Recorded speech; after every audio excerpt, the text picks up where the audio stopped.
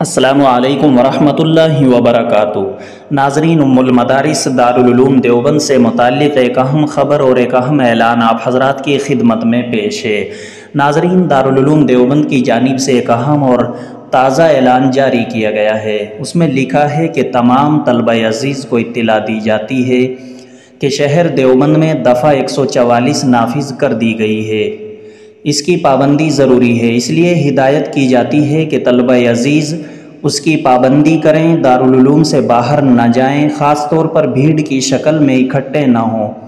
رات 10 بجے کے بعد دارالعلوم سے باہر ہرگز نہ نکلیں۔